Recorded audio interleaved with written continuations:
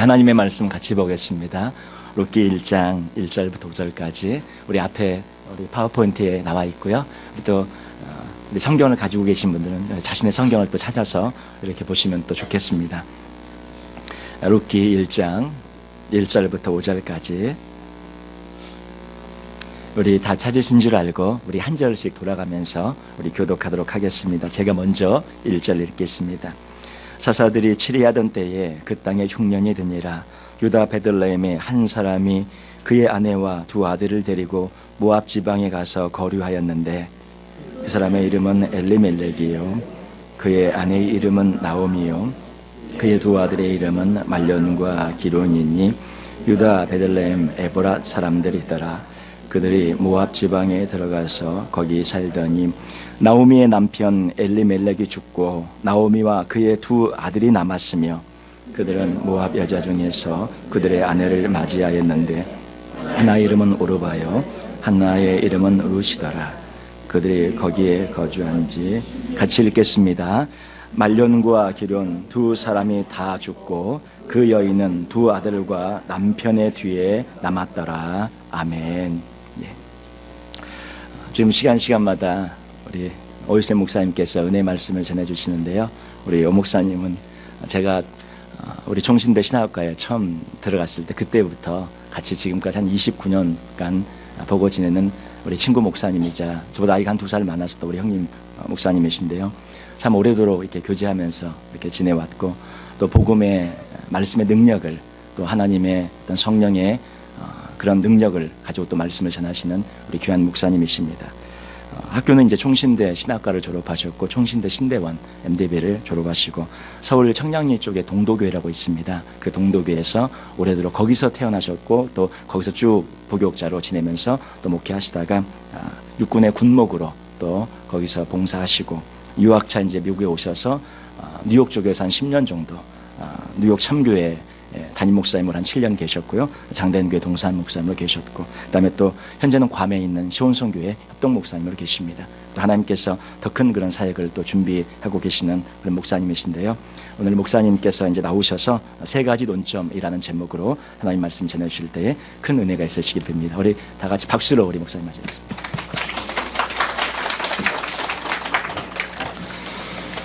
예, 여러분 오늘 마지막 날입니다. 특별히 오늘도 하나님께서 더 큰 은혜 우리에게 부어주실 줄로 믿습니다. 우리들이 이 땅을 살 때 여러 가지 이슈를 갖고 삽니다. 그런데 따지고 보면요, 결국은 이런 것 같아요. 내가 세상에 왔다, 그다음에 살았다, 그다음 간다, 이거밖에 없어요. 그래서 사도 바울이 로마서가 두 부분으로 크게 나뉘는데 교리편이 있고 생활편으로 나뉠 때 로마서 11장 36절이 그 경계선입니다. 이런 얘기를 합니다. 모든 만물이 주에게서 나오고 주로 말미암고 주에게로 돌아간다. 다 같이 합니다. 주에게서 나오고 주로 말미암고 주에게로 돌아간다. 무슨 소리일까요? 시작도 누구? 하나님. 과정도 하나님. 끝도 하나님. 근데 이는 모든 만물이 주에게서 나오고 주로 말미암고 주에게로 돌아간다. 이거를 주자를 딴 걸로 바꾸면 내가 제일 좋아하는 이슈가 되는 거예요. 여러분 솔직히 말씀해 보십시오. 뭘 제일 좋아하십니까? 예수님 이러면 너무 거룩하셔서 제가 설교 못한다는 거죠. 역시 이 교회는 수준이 있습니다. 여러분 바람직하진 않지만요. 전 사실 돈 좋아하는 사람보다는 이런 사람들이 더 좋은 것 같아요. 바람직하진 않아요. 남편을 지극히 사랑하셔서 남편을 수발하다 남편이 돌아가셨다고 자살하는 분들 있죠. 여러분 이해가 되십니까? 웬만하면 속을 아우 잘됐다 막 이러실 것 같은데 어떤 분들은 아내를 지극히 수발하다가 아내가 먼저 떠나니까 나도 간다 그러고 애들을 그냥 남겨둔 채 가는 거예요. 그 자식들이 뭐가 되겠어요. 그런데 돈 좋아하는 사람보다는 차라리 좀 더 인간적이라는 거죠. 그럼 그 주에다가 이는 모든 만물이 주에게서 나오고 이걸 주를 남편으로 한번 바꿔봐요. 이는 모든 만물이 남편에게서 나오고 남편으로 말미암고 남편에게로 돌아갑니다. 이게 남편주의자입니다. 근데 요즘 남편 아내보다 자식 많이 좋아하시죠? 자, 자식으로 바꿔봐요. 이는 모든 만물이 자식에게서 나오고 자식으로 말미암고 자식에게로 돌아갑니다. 영광이 세세 누구에게 있을지로다? 자식에게 있을지로다. 이러니까 안 되는 겁니다. 근데 오늘날 사람들은 사실 남편도 아내도 돈도 뭐 다 뭐 중요하다 어쩌다 하지만 결론은 돈이거든요. 모든 만물이 돈에서 나오고 돈으로 말미암고 돈으로 돌아갑니다. 모든 영광이 세세 누구에게? 돈에게. 이게 만모니즘입니다. 이게 자본주의죠. 하지만 우리는 하나님을 믿고 사는 사람들이기 때문에 우리의 시작은 하나님으로부터 된 줄로 믿습니다. 과정도 하나님이 끌고 가실 줄로 믿습니다. 결과론적으로 우리를 천국으로 인도하실 분도 하나님이신 줄로 믿습니다. 이 사실을 항상 염두에 두면서 우리는 신본주의를 갖고 사는 거죠. 근데 우리도 때에 따라 남편이 좋을 때 있잖아요. 아내가 좋을 때도 있잖아요. 남편 아내 좋은 게 몇 년 가시던가요? 3년? 속으로 아이고 길어요 그러지 말고 1년? 제가 성경 공부를 하면서 이제 그 권사님들하고 막 대화를 하다가 제가 아는 분이 남편하고 처음으로 싸운 게 결혼하고 나서 3개월 만에 싸웠다고 이러니까 와 오래 간다. 뭐 3개월이고 나는 한 달 만에 싸웠다 그러니까 와 니는 한 달이나 갔노. 옆에 있던 권사님이 경상도 분이 야 내는 전날 밤부터 싸웠다 카이. 지금도 싸운다 이러시더라고요. 여러분 인간은 한계가 있습니다. 하지만 하나님의 말씀은 영원할 줄로 믿습니다. 오늘 우리가 세 가지 논점을 살펴볼 겁니다. 다 같이 하시죠. 세 가지 논점 시작. 세 가지 논점. 과연 오늘 본문이 우리에게 의도하고 말씀해 주시는 바가 과연 무엇일까? 현 시대와 빗대서 우리들이 한번 오늘 같이 잠시 말씀을 생각하고 또 함께 기도하는 시간을 가지려고 합니다. 우리 같이 잠깐 기도하겠습니다. 하나님 오늘도 세 가지 논점을 가지고 우리를 돌이켜보고 주님의 재림을 생각하고 다시 이 땅에 오시기 전에 혹시 우리가 죽어서 천국에 갈 그날을 바라보면서 기쁨으로 이 땅을 전진하는 때에 따라 힘들지만 천국을 누리고 살아가는 완벽한 한국인, 완벽한 미국인, 그러나 완벽한 천국 시민 되는 저희들 되게 도와주시옵소서.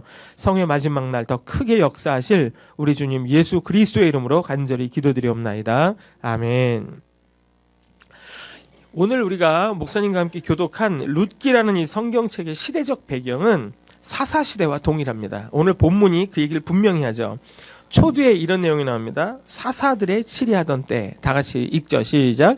사사들이 치리하던 때. 여러분 결국 룻기도 사사시대의 연장성산이라는 것을 우리들이 분명히 알게 됩니다.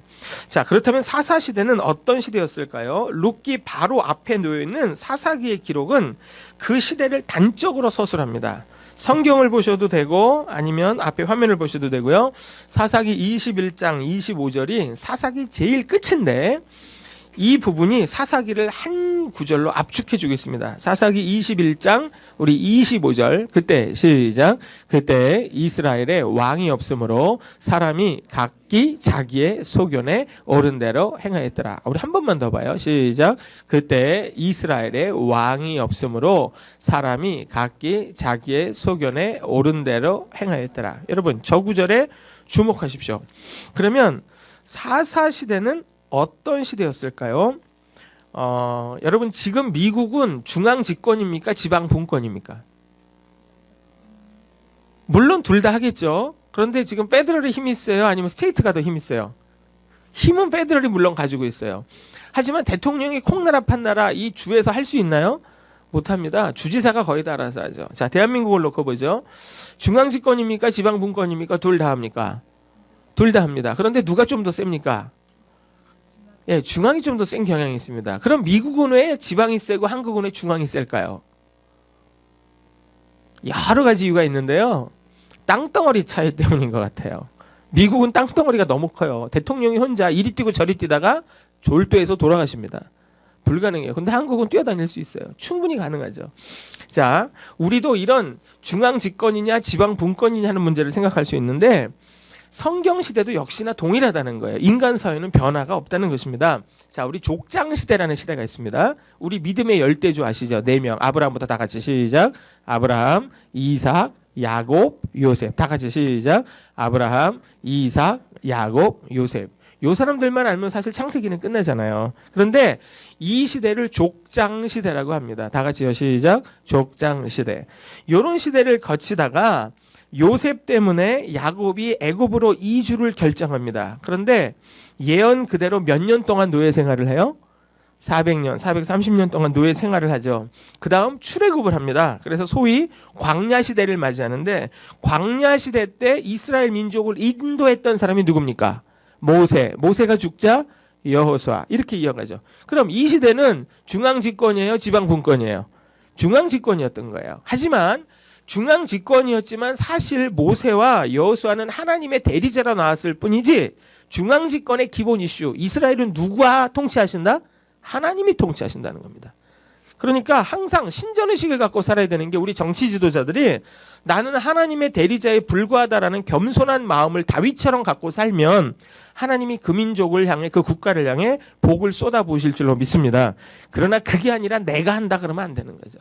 내가 사업장을 경영합니다. 내가 무슨 가게를 합니다. 내가 어떤 일을 합니다. 어떤 일을 할 때도 하나님 이 사업장의 주인은 하나님 당신이십니다. 라고 해야지 하나님 이거 내가 어떻게 해볼 테니까 알아서 도와주세요. 이거 아니라는 거죠. 여러분 우리 가정을 통제할 때도 내가 가장이면 내가 대표일지 몰라도 이 가정을 이끌어주시는 분은 누구시라는 거예요. 하나님이시라는 거예요. 내가 어떤 팀을 이끄는 리더예요. 나는 이 팀의 리더지만 인간 리더일 뿐이고 진정한 리더는 누구시라는 거예요? 하나님이시라는 거예요. 항상 우리들이 이런 사실을 염두에 두고 살아야 합니다. 자, 중앙 집권 체제로 잘 갔습니다. 여호수아가 죽고 드디어 가나안 땅에 진입했습니다. 이때부터 사사 시대가 돌입을 하는데 사사는 재판관들입니다. 그런데 우리가 재판관 이 사사기를 볼 때 헷갈리는 게 뭔가 하면 전체적인 이스라엘을 한 사람이 다 통치했다고 생각을 하는데 그게 아니라 어떤 사사는 그 지역만 통치한 거예요. A라는 사사는 요 지역, B라는 사사는 요 지역, C라는 사사는 요 지역. 시대도 약간씩 차이가 있어요. 결국 사사 시대는 지방 분권입니까? 중앙 집권입니까? 지방 분권이라는 겁니다. 그러니까 장점도 있지만 단점도 있겠죠. 장점은 민주주의적인 어떤 소양이 발달을 합니다. 그러나 단점은 하나로 통제가 안 되는 사회라는 겁니다. 여러분 민주주의의 장점이자 단점이 통합과 또 분열이라는 양극단의 어떤 사이에서 어떤 이슈를 우리들이 만들어가고 있거든요. 한국이나 미국이나 다 똑같습니다. 자, 그렇다면 처음에 중앙 집권을 했어요. 그러다가 지방 분권을 했어요. 그러다 다시 이스라엘이 국가 체제를 확립하면서 이제 다시 중앙 집권으로 넘어가요. 그러면 사사기 시대의 마지막과 그 다음에 이스라엘 왕정 시대 초창기를 엮어주는 지도자가 있습니다. 과도기의 지도자. 누굽니까? 예, 선지자 사무엘입니다. 목사님 이 교회는 수준이 높아요. 제가 설교 안 해도 돼. 사무엘이에요. 다 같이 누구예요? 사무엘. 그러니까 사무엘이 마지막 사사이자 최초의 근대 국가 성립의 주인공입니다. 그래서 이스라엘 사람들은요 지금도 자기 역사에 있어서 세 인물을 굉장히 중요시 여깁니다. 힌트를 드릴게요. 아브라함은 아니에요. 아브라함은 당연히 자기들의 조상일 뿐이에요. 그런데 이 세 분은 이스라엘의 기초를 놓고 건국을 한 사람들과 진배 없다고 생각을 하는 세 분이 있습니다. 누굴까요? 첫째, 시대적으로 출애굽을 단행해요. 예, 유대교를 창시했다고 생각해요. 모세예요. 그다음 두 번째, 국가의 기초를 놨다 그래요. 누구예요? 그게 바로 사무엘이에요. 사무엘을 통해 다윗도 나오고 사울 임금도 나와요. 자, 그다음 포로로 끌려갔어요. 근데 돌아왔어요. 말씀으로 다시 국가를 재정립해요. 누굽니까? 에스라입니다. 그래서 모세, 그다음 사무엘, 그다음 에스라. 이 세 사람을 굉장히 중요시 여기는 것입니다. 여러분 그래서 뭐 쩍하면 정권이 바뀔 때마다 어느 나라든지 뭐 새로운 시작 뭐 이러는데 저는 되게 웃는 거죠. 새로운 시작은 옛날에 다 했고 있는 기반 위에 좀 잘 하세요 이러는데 전 정권을 막 때립니다. 대부분 세속 정권들은 뭐 미국은 뭐 안 그래요. 정도의 차이지. 그랬다가 자기네가 제일 잘했다 그래요. 근데 또 다음 정권이 나오면 또 어떻게 돼요? 두드러 맞아요. 뭐 그러면서 살아요. 뭐 굳이 그럴 필요 없어요. 여러분 우리에게 좋은 일도 있고 나쁜 일도 있습니다. 그러나 그건 다 역사입니다. 이해할 거 이해하고 인정할 거 인정하고 서로 사랑하고 화합하면서 넘어가는 것이 하나님이 우리에게 주신 어떤 선물인 것 같아요. 자, 그런데 희한하게 그럼 잘 보십시오. 분명히요. 지금 사사기를 관통하고 있는 저 말씀이 그때 이스라엘에 왕이 없었다라고 말씀했는데 사실 사사들은 왕이 아니거든요. 그러니까 당연히 사사시대 때 왕이 없잖아요. 근데 왜 사사기 저자는 왜 이스라엘에 왕이 없다고 말할까요? 어차피 없는 거거든요. 당연히 없거든요. 지금 시대적으로 봤을 때 사울 임금, 다윗 임금, 솔로몬 임금 당연히 왕이 아니잖아요. 그리고 이미 그 시대가 안 됐잖아요. 그런데 지금 뭐라고 계속 얘기합니까? 이스라엘에 누가 없었다? 왕이 없었다. 여러분 그럼 묻겠습니다. 사사기 저자가 바본가요? 무식했을까요? 아니라는 겁니다. 이 사람은 의도가 있는 겁니다. 여러분 그때 이스라엘에 누가 없었다? 왕이 없었다. 이 왕은 누굴까요? 맞습니다. 하나님입니다. 양극단에서 정답이 나오고 가운데 분들은 여러분 하나님이세요. 자, 저 왕이라는 저 표현을 하나님으로 바꿔서 한번 다 같이 읽어볼까요? 그때 시작. 그때 이스라엘에 하나님이 없으므로 사람이 각기 자기의 소견에 옳은 대로 행하였더라. 아멘. 여러분 이거예요. 절대주권자를 빼고 싶은 거예요. 하나님 빼고 싶은 거예요. 여러분 오늘날 동성혼을 요구하고 사회 자유주의, 민주주의를 요구하는 사람들의 악행이 뭡니까? 하나님이 왜 우리 주인이냐는 거예요. 심지어 하나님을 믿는다 해도요. 하나님이 더 이상 나에게 간섭하지 말라는 거예요. Don't touch me. 나는 나일 뿐이야. 근데 하나님이 안 계시다는 것과 하나님이 계시지만 나와 상관이 없다는 사람들의 삶은요. 결국 윤리적 극단으로 빠질 수밖에 없습니다. 여러분 혹시 인간이 이런 악함 때문에 단순히 LGBT만 나오는 게 아니고요. 이들이 요구하는 성이 56가지가 된다는 걸 혹시 알고 계세요? 56가지예요. 동물, 시신, 영아, 유아 이런 것까지 다 합쳐가지고 56개 성이 있대요. 누구 마음대로. 그러나 성경은 남성과 여성밖에 말하지 않아요. 우리가 지킬 건 지켜야 합니다. 왜냐? 하나님의 강력한 주권이 있기 때문입니다. 성도 여러분, 야당 기질이라는 거 있습니다. 물론 필요합니다. 하지만 권위에 순종하지 못하면 자기는 그 권위에 올라갈 수 없습니다. 다 같이 합시다. 권위를 순종하지 못하면 권위자가 될 수 없다. 여러분, 목회자가 인간적으로 약해 보여도 권위에 순응하십시오. 하나님이 우리를 보십니다. 내 남편이 별 볼 일 없는 것 같아도 존경하고 사랑하십시오. 하나님이 그걸 통해서 나를 달아보십니다. 분명히 우린 이걸 기억하고 나가야 됩니다. 트럼프 대통령을 찍은 사람도 있고 안 찍은 사람도 있죠. 우리들 중에. 선거인단 투표할 때. 투표는 하셨나요? 하신 분들도 있고 되레 한국 투표에 관심 많은 분들도 있고 여기 살아도 청와대에서 뭐 먹었는지 다 알잖아요. 우리는. 백악관이 뭐 먹었나? 그랬나 봐. 근데 청와대가 뭐 먹었대. 그러면 으악! 막 이럴 때가 있잖아요. 근데 우리는 한국, 미국을 뗄래야 뗄 수 없기 때문에 두 군데를 다 보고 살아야 되잖아요. 이제는. 그런데 여러분 권위에 순종하세요. 하나님은 그걸 기뻐하십니다. 자, 결국 절대주권자 하나님이 없던 시대, 의도적으로 하나님을 무시하셨던 시대, 혼란했던 시대, 바로 이 시대가 사사시대입니다. 그럼 오늘날 묻겠습니다. 오늘 현대를 살아가는 우리와 사사시대가 차이가 있나요? 없나요?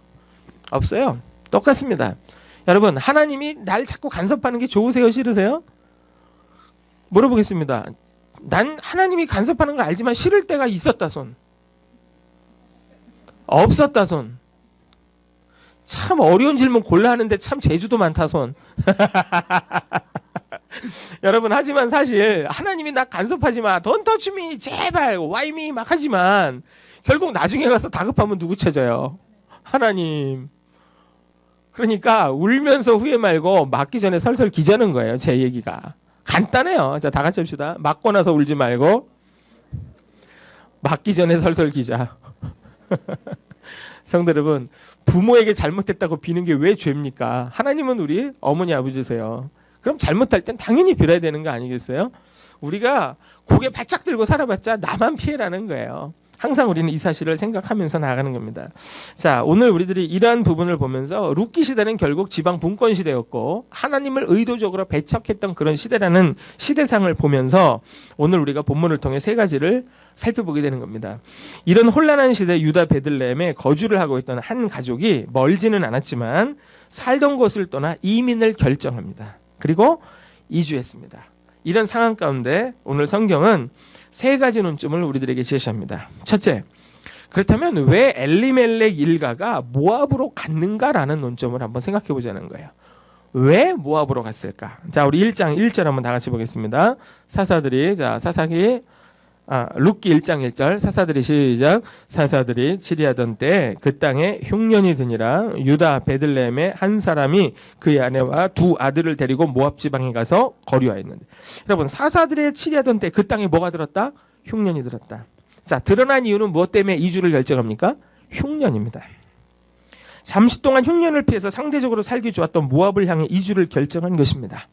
여러분, 왜 미국에 오셨습니까? 여러 가지 이유가 있지만 우리 정말 편하고 잘 먹고 잘 살고 싶어서 왔잖아요. 근데 제가 뉴욕에서 만난 분들 중에 이런 분들이 있었어요. 자녀 교육을 해보겠다고 왔는데 자녀들이 다 성공을 한 것 같은데 부모에게 너무 막 하는 거예요. 그런 자녀들이 있어요, 없어요? 주변에서 보셨어요, 못 보셨어요? 다 성공시켜놨더니 지들이 잘 안 자라요. 그러니까 한국에서 이런 얘기를 합니다. 자식에게 너무 투자하지 말고 남편 아내에게 잘해라. 내가 괴롭고 답답하고 등 긁어줄 사람 누구밖에 없다? 내 남편, 내 아내밖에 없다. 그러니까 이런 어르신들의 우스갯소리가 있어요. 근데 이게 맞는 것 같아요. 얘야, 이 방 저 방 많다마는 먼 방이 최고다?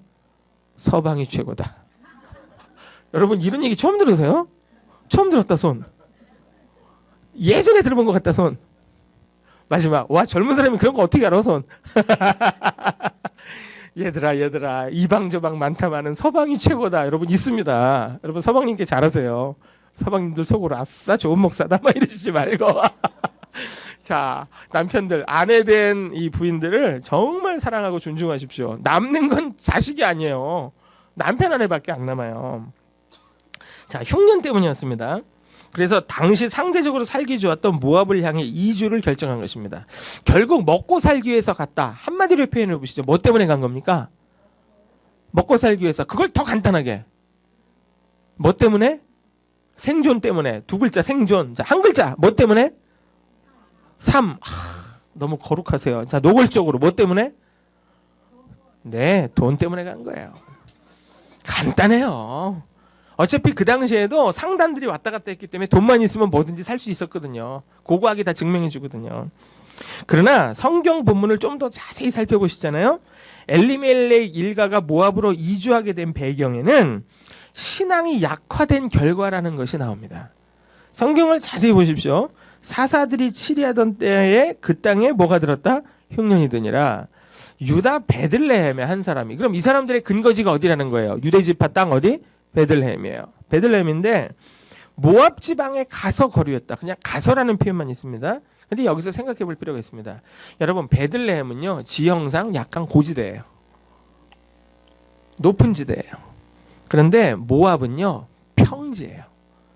그럼 베들레헴에서 모압 땅으로 갔다는 것은 평지를 간 것입니까? 내려간 것입니까? 내려간 것입니다. 성경 기자는 엘리멜렉 일가가 신앙이 약화된 이유는 신앙이 하강 곡선을 그렸기 때문이라고 말합니다. 여러분 무슨 일이 있어도 내려가시면 안 됩니다. 신앙은 올라가야 합니다. 어떤 분은 말합니다. 나는 평행선을 걷고 있어. 아니요. 평행선은 결과적으로 다운되는 거예요. 여러분 다운되시 마시고 업되시길 간절히 축원드립니다. 컴퓨터는 자꾸 업그레이드를 시키는데 우리 신앙은 왜 업그레이드가 안 될까요? 왜냐? 자꾸 내려가기 때문입니다. 엘리멜렉 일가의 모압 이주 결정은 신앙의 상승이 결코 아니라 하강이었다는 거예요. 여긴 단순히 모압 지방에 가서 그랬지만 사사기와 이 룻기의 저자는 의도적으로 얘기하고 있습니다. 이 집안은 신앙이 다운됐어. 그래서 내려가는 거예요. 자, 우린 이런 걸 또 어디서 보느냐? 아브라함의 애굽 이주 역시나 동일하다는 겁니다. 창세기 12장 10절 한번 다 같이 볼까요? 창세기 12장 10절. 그 땅에 시작. 그 땅에 기근이 들었으므로 아브라함이 애굽에 거류하려고 그리로 내려갔으니 이는 그 땅에 기근이 심하였습니다. 자, 그 땅에 뭐가 들었다? 기근이 들었다. 아브라함이 애굽에 거류하려고 그리로 어떻게 했다? 내려갔다. 여러분 위도상으로 보잖아요. 가나안 땅에서 이집트로 가는 것은 내려가는 겁니까? 올라가는 겁니까? 내려가는 겁니다. 다시 내려가는 겁니다. 그럼 하나님은 뭐라 그러셨느냐? 내가 너에게 보여줄 땅으로 가. 보여줄 땅이 어디였어요? 가나안 땅, 팔레스타인 땅이에요. 근데 기근이 드니까 별 수 없이 내려간 거예요. 여러분 우리는 생각합니다. 그럼 뭐 어떡하라는 거야? 기근이 있잖아. 근데 하나님은 우리에게 절대 순종을 요구하시지 상대적 순종을 요구하신 적이 없어요. 여러분 상대평가가 편하세요? 절대평가가 편하세요?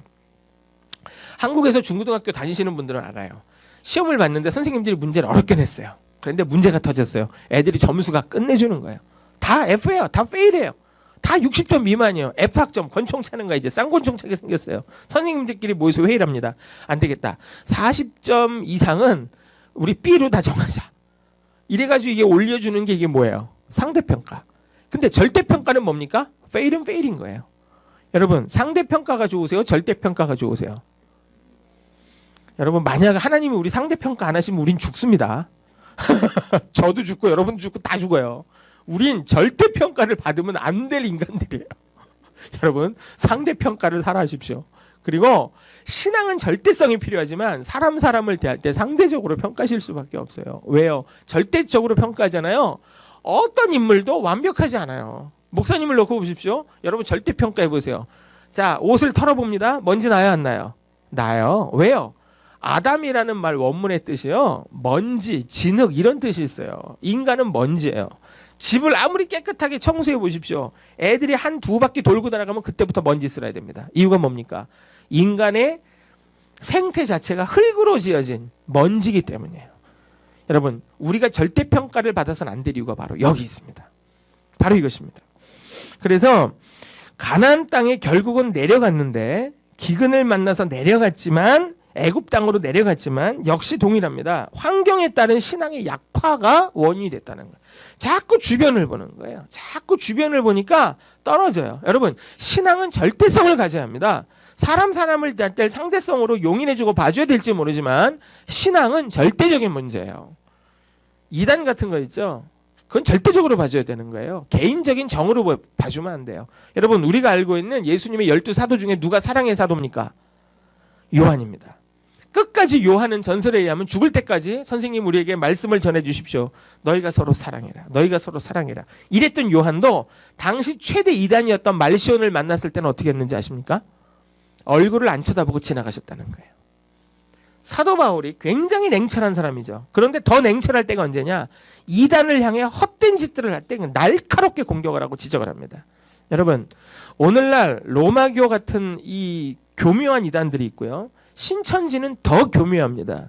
권위를 깨뜨립니다. 사람을 이간질시킵니다. 내 귀를 닫아 막게 만듭니다. 결론은 교만의 영입니다. 분리의 영입니다. 속지 마십시오. 철저해야 합니다. 이것도 결국 신앙이 내려가기 때문에 벌어지는데 왜 이런 일이 벌어지느냐? 거의 자기 상황과 결부되어 있어요. 한국종교문제연구소에서 연구를 했더니요. 이단으로 가는 사람들이 대부분 남자가 많이 갈 줄 알았더니 여자가 80%라는 거예요. 그리고 제가 또 특징 알려드릴게요. 그런 이단에 빠지는 사람들의 최고 특징은요. 남편이나 아버지와의 관계가 안 좋은 사람들이라는 결과가 나왔습니다. 대단히 죄송합니다만. 그러니까 지금 내 남편, 내 아내가 재혼을 해서 만났던 사별 후에 만났던 이혼을 했다 다시 만나셨던 무슨 일이 있어도 현재 내 남편, 내 아내와 사랑하며 살아야 되는 거예요. 왜냐? 안 그러면 다른 문제가 발생되는 거예요. 이단을 연구했더니 80% 내지 85%가 아버지와의 관계가 안 좋으면 꼭 문제가 터지고 현재 남편과 관계가 안 좋으면 그러니까 만약 사별을 하실 수도 있잖아요. 뭐 캔서 같은 게 갑자기 생겨서 그래도 남편과 사이가 좋았던 분들은 문제가 없대요. 희한한 거예요. 그러니까 남편과 아내로 지으신 하나님이 우리를 조화롭게 살게 하셨지 으르렁대고 싸우면 다른 문제가 파생되더라. 그러니까 지금 한국의 신천지가 득세한다는 얘기는 뭡니까? 가정들이 많이 흔들린다는 결론이에요. 여러분, 특히 딸들 키울 때 아버지들 딸들을 사랑하며 키울 때 아내를 보다듬으면서 딸들이 그걸 보도록 만들어야 돼요. 그럴 때 하나님 아버지라는 개념을 느낄 수 있다는 거예요. 그래서 어떤 분을 제가 한 다리 건너 아는 분이 있는데요. 아버지가 너무너무 싫었던 거예요. 그래서 남편과도 관계가 서먹서먹한 분인데 남편이 그렇게 잘해도 그러니까 남편이 이해를 못하는 거죠. 넌 도대체 왜 그러냐고. 뭐 나도 몰라. 왜 이러는지 나도 내 맘 몰라 뭐 이러는 거예요. 무슨 뭐 유행가 가사도 아니고. 근데 나중에 보니까 그런 게 있어요. 그래서 하나님 아버지 이게 안 돼가지고 7년을 예수 믿는 걸 저어했다는 거예요. 나중에 이게 회복이 됐어요. 상처가. 그러고 났더니 세상에 이 좋은 아버지를 내가 왜 못 불렀나. 그리고 드디어 아버지 무덤에도 가고. 별 사람 다 봤습니다. 성도 여러분, 지금에 있는 아내와 남편이 서로 사랑하며 자식들에게 보여주십시오.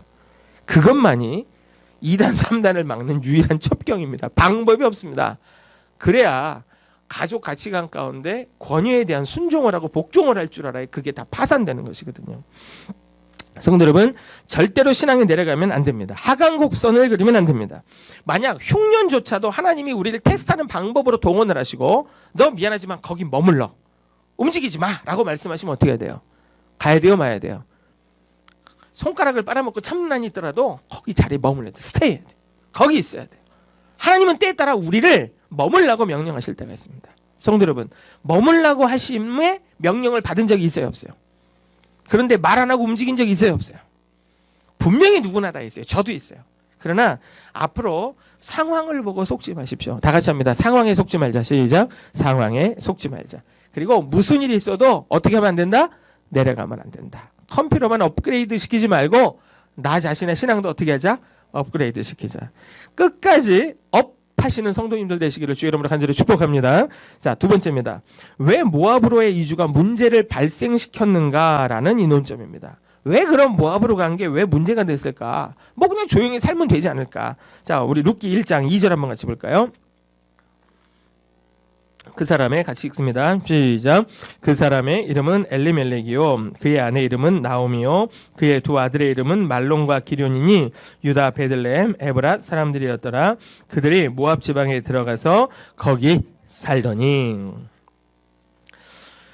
여러분, 이미 일은 터졌어요. 그리고 갔어요.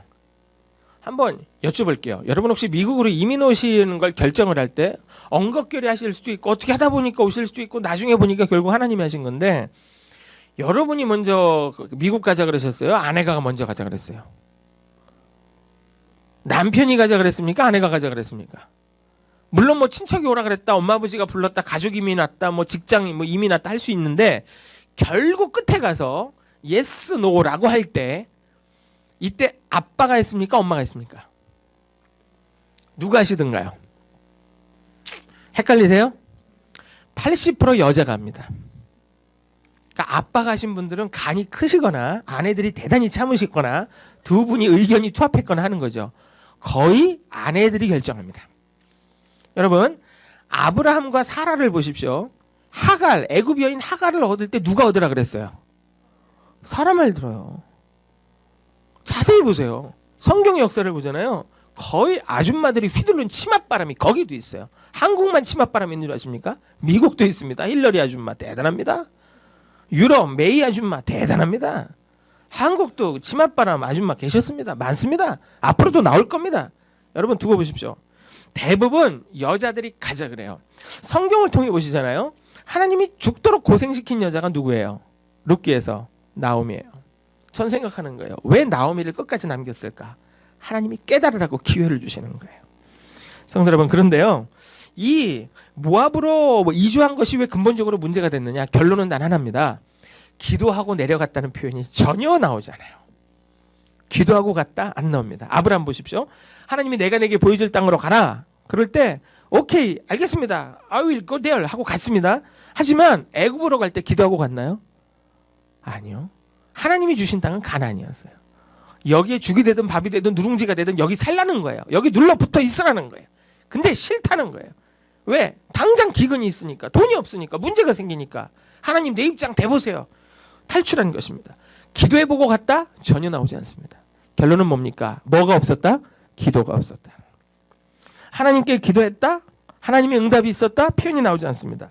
아브라함이 고향을 떠날 땐 하나님의 지시가 있었지만 기근을 피해 애굽으로 내려갈 땐 지시가 없습니다. 결국 엄청난 문제가 파생됐죠.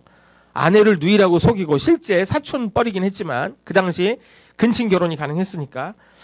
자, 성도 여러분, 어떤 일을 결정하실 때 하나님께 기도하시고 결정하십니까? 아니면 기도는 하시고 응답은 A라고 나오지만 B라고 내 맘대로 결정하십니까? 아니면 기도도 안 하고 내 맘대로 하십니까? 자, 여쭤보겠습니다. 자, 일단 나는 기도는 한다, 손. 자, 두 번째입니다. 기도는 하는데 결정은 내가 한다, 손. 마지막, 말도 마라. 기도도 안 하고 결정도 안 한다? 마지막입니다. 와, 찔리는 소리 골라 하는데 유능하다, 손. 저도요, 기도도 안 하고 결정해놓고 뒤에 가서 아차! 이러는 거예요. 근데 이미 그때는 때는 늦었어요. It's too late. 하나님이 우리를 평소에 지켜보시는데요. 평소에 쫀쫀한 거 아무것도 아닌 거 진짜 아무 일도 벌어지지 않는데 하나님이 우리를 지켜보시다가 결정적인 순간에 여러분을 돕느냐 마느냐가 순간적으로 드러난다는 거예요. 무슨 소리일까요? 새벽기도 아무것도 아닌 것 같죠. 물론 멀리 계시면 집에서 혼자 기도하실 수밖에 없는데 새벽기도 나와봤자 맨날 그 소리가 그 소리예요. 결론이 뭐예요? 하나님 잘 믿어라 할렐루야 하면 믿습니다. 오늘 최선을 다해라 하하 웃고 살자. 뭐 이거밖에 더 있냐고요. 그래요 안 그래요? 맞잖아요. 그런데 그 새벽기도를 뭐하러 가? 주일만 나오면 되지. 뭐 이런 마음도 있어요. 아, 왜 저라도 왜 그러고 싶지 않겠어요. 근데 별거 아닌 것 같은데 맨날 나와서 그저 하나님 도와달라고 기도합니다. 어느 순간 쌓이고 쌓여가지고 이게 하나님이 시너지 효과를 주실 때요. 갑자기 역사가 벌어져요. 자, 제가 아는 어떤 목사님이 계십니다. 교회를 개척하셨습니다. 하는 것마다 안 됐습니다. 근데 한 가지 재밌는 거는요. 그 아버지 어머님이 기도를 많이 하시는 분이었어요. 근데 이번에 가보니까 교단을 바꿔서 다른 교회로 가셨다는 거예요. 내가 아니 뭐 교단 뭐 잘못한 것도 없는데 왜 갔지 하고 만났어요. 또 어느 교회 담임으로 가셨는데 교회 건물이 있는 거예요. 새로 지은 반듯한 건물이 너무 잘 지었어요. 3층으로 1, 2, 3층 지하까지. 아니 이거 어떻게 된 거냐고. 그랬더니 어느 교회가 맨하탄 부근 강 건너편에 있다가 자꾸 공장지대로 바뀌고 소호처럼 자꾸 지금 바뀌거든요. 그러다 보니까 그걸 팔으라고 가격을 엄청 뛰어 불렀대요. 그러니까 그 교회 원로 목사님이 사람들은 자꾸 서버브로 빠져나가고 그러니까 안 되겠다 결정을 하고 그걸 파시고 이제 그래도 한인들이 좀 모여있는 거기도 자꾸 지금 중국 커뮤니티가 막 치고 올라오긴 하는데 거기다가 집 2채를 완전히 사가지고 CO를 어떻게 했는지 받아내셔가지고 거기다 교회를 짓고 교인이 몇 명 안 남았는데 좋은 후임자를 찾다 이분을 찍은 거예요. 물론 성품 좋은 분이에요. 하지만 전 알아요. 그 부모가 기도하는 부모예요. 성도 여러분, 우연히 저는 그 목사님이 그 교회를 맡았다고 생각하지 않습니다. 누군가 기도하는 분이 있었습니다. 부모가 돼서 기도하셔야 합니다. 여러분, 최일승 목사님이 지금 여기 여러분과 같이 만났어요. 우연히 벌어졌을까요? 아니요. 뭔가가 있어요. 하나님의 손길이 있고요. 둘째, 뭔가 부모들의 피땀 어린 눈물과 희생과 헌신이 있습니다. 내가 헌금한다고 사람은 몰라요. 내가 눈물 흘린다고 사람은 몰라요. 누가 알아요? 하나님이 아세요. 결정적인 순간에 도와주십니다. 중병을 만나도 이기게 하시고요. 위태한 순간을 넘어가게 하시고요. 차가 추돌해서 죽을 것 같은데 살게 하시고요. 기가 막힌 역사가 벌어져요. 어떤 사람은 같이 차를 타고 가다 차가 굴렀어요. 4명이 타고 있어요. 둘은 죽고 둘은 살았어요. 근데 안전벨트 안 했는데 살고 안전벨트 했는데 죽었어요. 어떻게 설명할 거예요? 우리는 아무도 몰라요. 하나님이 하시는 일에 대해서. 여러분, 이럴 때 기도가 살리는 겁니다. 자, 우리 성경 구절 한번 우리 한 군데 같이 볼까요? 사무엘하 2장입니다. 사무엘하 2장 우리 1절 말씀인데요. 이거 한번 자세히 보시죠. 그 후에 시작. 그 후에 다윗이 여호와께 여쭈아뢰되 내가 유다 한 성읍으로 올라가리이까 여호와께서 이르시되 올라가라. 다윗이 이르되 어디로 가리이까 이르시되 헤브론으로 갈지니라. 여러분, 이 구절 그냥 넘기면 안 되는 이유가 있습니다. 그 후에가 언젠가면 다윗 왕이 죽은 이후에, 사울 왕이 죽은 이후에 다윗을 그렇게 죽이려고 사울 임금이 난리를 치다가 결국 자기가 전쟁에 나가서 전사하고 죽습니다. 아들들 다 죽고 비참한 최후를 맞이하죠. 자, 이제 사람들의 생각에는 누가 떠올랐을까요? 이젠 다윗이야. 그럼 다윗이 경거망동했더라면 어떻게 했겠어요? 좋아, 이제 내가 왕한다고 가가지고 다 나를 따르라 이랬을 겁니다. 하지만 성경을 보시면 사울의 잔당 세력이 남아 있습니다. 만약에 이때 섣불리 설쳤다가는 나라가 두 개로 쪼개지는 겁니다. 다윗이 헤브론으로 응답받고 올라가서 몇 년 동안 거기 머물러요? 7년 이상 거기 머물러 있어요. 우리 정답이 그냥 나와요. 이 교회는. 무섭다. 어른들이 성경 많이 읽으셔서. 그러니까 잘 보세요. 다윗이 경거망동했더라면요, 자기도 실패하고 이스라엘 민족 전체가 위기의 순간에 빠지는 거예요. 근데 어떻게 하는 겁니까? 하나님께 묻습니다. 하나님, 드디어 저 사울 임금이 죽었습니다. 나를 참 괴롭히던 사람이지만 참 안 됐습니다. 이제 이 나라의 민족 어떻게 해야 됩니까? 어떻게 할까요? 내가 유다 어디로 올라갈까요? 여호와께서 말씀하십니다. 올라가라. 다윗이 말합니다. 또 묻습니다. 하나님, 그럼 어디로 갈까요? 헤브론으로 가라. 여러분, 어릴 때 자녀들 키울 때 생각해 보십시오. 특히 딸내미들 하루 종일 물어봐요. 엄마 이건 뭐예요? 아빠 이건 뭐예요? 엄마 이건 뭐예요? 아빠 이건 뭐예요? 그래요 안 그래요? 한 5살, 7, 8살 계속 물어제낍니다. 그럼 엄마 아빠가 어떻게 합니까? 지쳐가지고 아유 네 마음대로 나중에 포기하시죠. 여러분, 우리가 하나님께 이래야 돼요. 계속 물어야 돼요. 같이 합시다. 하나님께 계속 묻자. 시작. 하나님께 계속 묻자. 울지 않는 아이 젖줄이야. 울어야 됩니다. 하나님 앞에 계속 묻는 겁니다. 하나님, 나 이거 어떻게 해야 돼요? 하나님, 나 이거 어떻게 해야 돼요? 어떡하죠? 하나님이 알려주세요. 계속 알려주세요. 자, 우리 성경자 우리 또 한 군데만 더 봐요. 어딜 보시는가 하면 역대상 14장입니다. 역대상 14장인데 너무 기니까 자, 우리 10절 한번 같이 볼까요? 10절 말씀. 이제 자, 전쟁을 해야 되는데 블레셋과 10절 다윗이 읽습니다. 시작. 다윗이 하나님께 물어 이르되 내가 블레셋 사람들을 치러 올라가리이까 주께서 그들을 내 손에 넘기시겠나이까 하니 여호와께서 그에게 이르시되 올라가라. 내가 그들을 내 손에 넘기리라 하시니라. 여러분 전쟁하기 앞서서 하나님께 기도하고 묻는 거예요. 자, 우리 한 군데만 더 봐요. 14절 같이 봅니다. 14절 다윗이 시작. 다윗이 또 하나님께 묻자온데 하나님이 이르시되 마주 올라가지 말고 그들 뒤로 돌아 뽕나무 숲을 맞은편에서 그들을 기습하되. 여러분 또 묻습니다. 하나님이 이번엔 작전까지 지시합니다. 구체화시키라는 거예요. 하나님 앞에. 그러니까 이게 하나님에 대한 철저한 신뢰와 그 말씀에 대한 순복이라고 하는 기본이 갖춰져 있지 않으면 반드시 인생은 실패한다는 것입니다. 성도 여러분, 지금 어떤 프로젝트를 앞에 두고 계십니까? 하나님께 물으십시오. 하나님 분명히 어떤 방법을 동원해서라도 응답하실 줄로 믿습니다. 가장 응답 빠른 방법은 주일날 같은 때 목사님 메시지를 통해서 그냥 나와요. 큐티 하잖아요. 그냥 나와요. 큐티가 진짜 빠를 때가 있어요. 그런데 이것도 토종 비결 큐티 하면 안 됩니다. 여러분 아시죠? 토종 비결 큐티 안다 손. 모른다 손. 뭔 소리냐 손. 토종 비결 큐티. 너무 말씀을 신뢰하는 거예요. 몇 월 며칠 그날 큐티 내용을 딱 봤어요. 어머, 이날은 차를 움직이지 말아야 돼. 막 이런 사람들이 있어요. 자, 유명한 얘기가 있습니다. 어떤 사람이 맨날 바쁘니까 성경을 쫙 펼치고 축복의 말씀을 보고 아싸 이러고 맨날 집을 나섰다는 거예요. 하루는 딱 보니까 유다가 가서 목매 죽으니라 이게 나온 거야. 오, 그럼 나 죽어야 되나? 아이, 그럴 리가 없지. 이건 잘못된 거야. 다시 한번 믿습니다 하고 눈을 감고 딱 넘겨서 딱 보니까 어서 가서 속히 행하라. 이게 나온 거야. 여러분 토종 비결 큐티하지 마시고 하나님이 주시는 그날그날의 응답을 꼭 받으십시오. 그것이